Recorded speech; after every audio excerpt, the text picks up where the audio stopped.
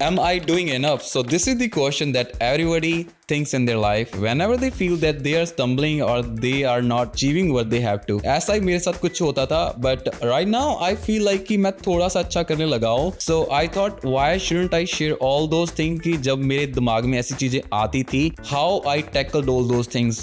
पर सबसे पहले इन चीजों का आने का क्या रीजन है, हम उसके बारे में बात करेंगे. But this video is gonna give you all the clarity if you ever feel like you're not doing enough or are you doing enough. तो जब भी हमारे माइंड में ये क्वेश्चन आता है तो there are few things that comes in my mind, तो जो दूसरे लोगों में भी आती होंगी, तो I thought sharing with you.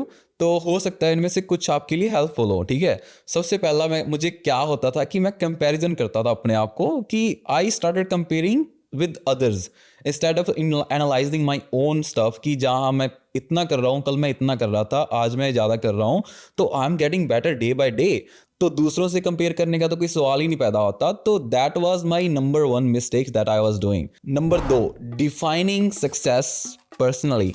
जब हम सोशल मीडिया पे देखते हैं तो हम देखते हैं कि यार बड़ी गाड़ी ले रखी है बंदे ने, बंदे का बहुत बड़ा महल है, बंदे का अपना फ्लैट है पर्सनल, है ना. तो कभी कभार हमें हिट करता है यार मुझे भी वो करना है.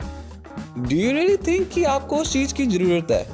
हो सकता है उस बंदे को वो चीज़ मोटिवेशन दे रही हो, बड़ी गाड़ी, बड़ा बंगला, ये चीज़ें मोटिवेशन देती हैं, but in the terms of true motivation is it the right one? क्योंकि हर एक का सक्सेस को डिफाइन करने का अपना अपना तरीका होता है. If you ask mister beast, उसके लिए यूट्यूब की वीडियोस बनाना एक पैसे का जरिया नहीं है कि वो पैसे कमाना चाहता है, उससे वो दूसरों को हेल्प करना चाहता है. That's why he make those videos and that's what he likes basically.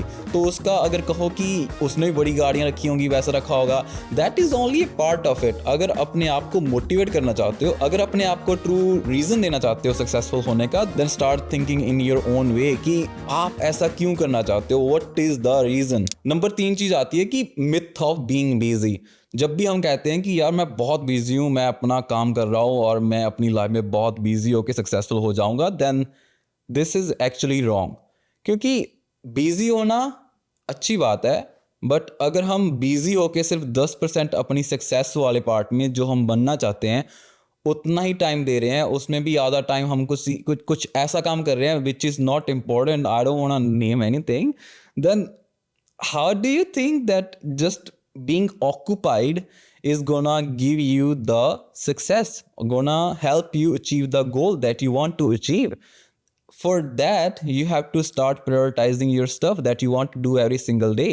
For that thing I have been talking about in my earlier videos as well, कि अगर हम अपने आप को एनालाइज ही नहीं कर रहे कि हमारा ज़्यादा टाइम जा कहाँ पे रहा है, क्या हम गेम्स खेल रहे हैं, क्या हम चैटिंग्स पे कर रहे हैं, या फिर हम सोशल मीडिया पे स्क्रॉल कर रहे हैं, how do we gonna know कि हमें कितना टाइम लगेगा अपने उस गोल को अचीव करने में, जहाँ हमारी कितनी ज़्यादा इंप्रूवमेंट हुई है compare to the last time. So there comes the 4th point, set realistic goals.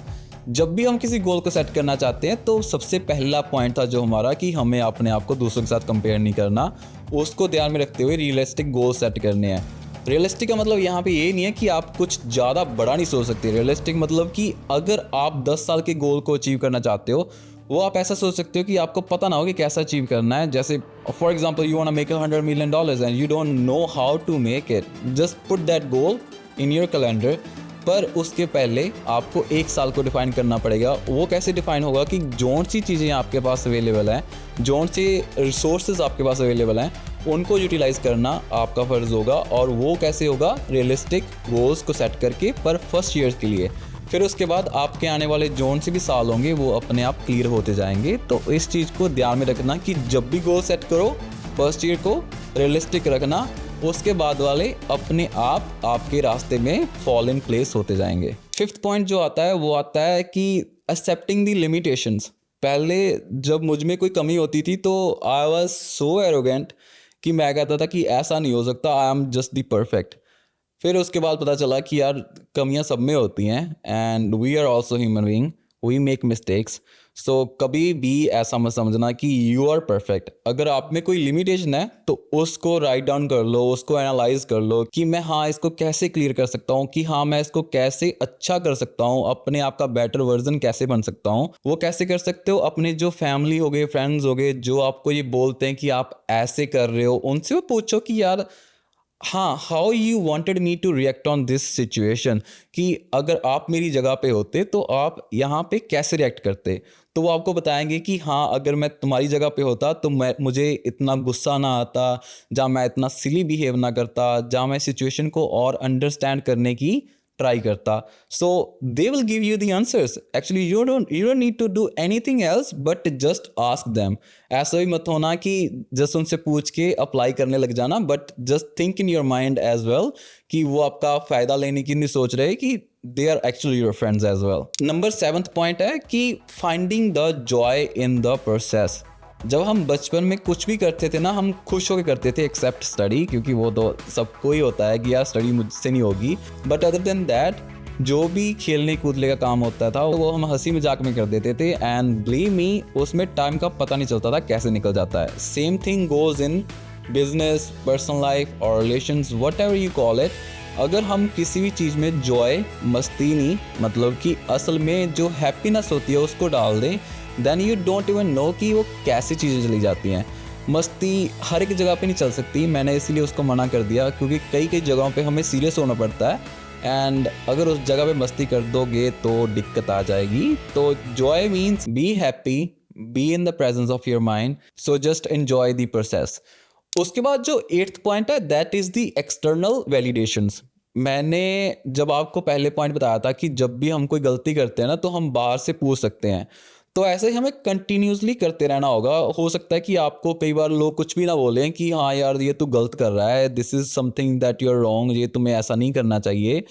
But उस टाइम पे आपको खुद को ही कहना पड़ेगा कि हाँ, मेरे ये फ्रेंड्स हैं जो मुझसे कभी झूठ नहीं बोलेंगे, and I need to talk to them. I will send them some questions कि हाँ, आपको मुझ में क्या डिफरेंस फील लग रहा है पिछले 2 सालों से, जहाँ आप पिछले 2 महीनों से, आप मुझ में कौन सा अच्छा चीज़ देख रहे हो, आप मुझ में कौन सा बुरा चीज़ देख रहे हो। Then you will be able to identify yourself कि आप सही पेस पे जा रहे हो या गलत पेस पे जा रहे हो। That is called external validation, जो आपको टाइम टू टाइम ज़रूरत पड़ती रहेगी, नो मैटर आप किसी भी ऊंचाई पे हो, but you need this point as well. उसके बाद जो 9th पॉइंट आता है, ये सारी चीज़ों को समराइज कर देगा। वो आता है माइंडफुलनेस एंड प्रेजेंस। जब भी हम कोई काम करते हैं ना, तो हमें सिर्फ फ्यूचर का सोच के नहीं करना चाहिए। कभी कभार उस टाइम को, उस मोमेंट को जीना ही बहुत बड़ी बात होती है। अगर आप अपने किसी फैमिली के पास हो, मैं फैमिली और फ्रेंड्स को बहुत ज़्यादा बातें करता हूँ, क्योंकि those are the people who I can trust. So वैसा ही होता है आपकी लाइफ में भी। अगर मैं कह दूंगा कि सारी दुनिया मेरी फैमिली है, I can say that to you, but कहीं ना कहीं आप झूठ बोल रहे होते हो। तो I don't want to lie, आपका हर एक दोस्त नहीं है और आपका हर एक दुश्मन नहीं है। अगर आप इस चीज़ को जान लोगे जितनी जल्दी, उतना ही अच्छा होगा। And spend as much time as you can with your family and close friends who are really important to you। पर जब भी आप बिजनेस करते हो, जब भी आप अपना काम करते हो, at that time do not let your feelings road you away from the focus। जब भी आप काम कर रहे हो ना, तो आपका फोकस काम पे होना चाहिए। आपकी जो प्रेजेंस होनी चाहिए वो सिर्फ काम पे होनी चाहिए। नो मैटर चाहे भूचाल आ जाए आस पास, ऐसा फोकस बना लो, ऐसी प्रेजेंस बना लो, ऐसा माइंड बना लो कि आप अगर एक काम पे लग गए ना, तो आपको तोड़ना नामुमकिन हो जाए। ये बहुत हार्ड होगा। तो आई वुड से कि you can start doing the meditation. I am not saying कि everything is bed of roses, but I can make you sure one thing, कि अगर आप प्लान करके, स्ट्रेटेजाइज करके कोई भी प्लान को एग्जीक्यूट करोगे, then there are very few chances कि आप उसमें फेल हो सकते हो, क्योंकि everybody has to follow certain path to reach somewhere. अगर हमें किसी जगह पे जाना है तो हमें स्ट्रेटेजाइज करना पड़ेगा। अगर मैं कहूँ कि मुझे एक सिटी से दूसरी सिटी जाना है, तो मुझे पैदल जाना है, जहाँ मुझे बाइक पे जाना है, जहाँ मुझे गाड़ी लेके जाना है, जहाँ मुझे प्लेन पे जाना है। To summarise everything, I will say few things, क्योंकि टाइम पूरा हो गया। मैंने सिर्फ अपने आप को 15 मिनट दिए थे इस वीडियो को रिकॉर्ड करने के लिए। अगर आप अपनी लाइफ में सक्सेसफुल होना चाहते हो, दूसरों से कंपैरिजन करना छोड़ दो, अपने आप की एक्सटर्नल वैलिडेशंस होती हैं उनको अपनाना स्टार्ट कर दो। हर एक चीज़ जो भी आप काम करते हो उसमें फोकस लगाए काम करना, उसमें फोकस कैसे रहना है, उन टेक्निक्स को लर्न करना, स्किल सेट को एक्वायर करना। अगर स्किल सेट का पता नहीं है कि कैसे एक्वायर करते हैं, तो go watch out my this video, that will be shown to you, and be yourself and enjoy the process. Thank you.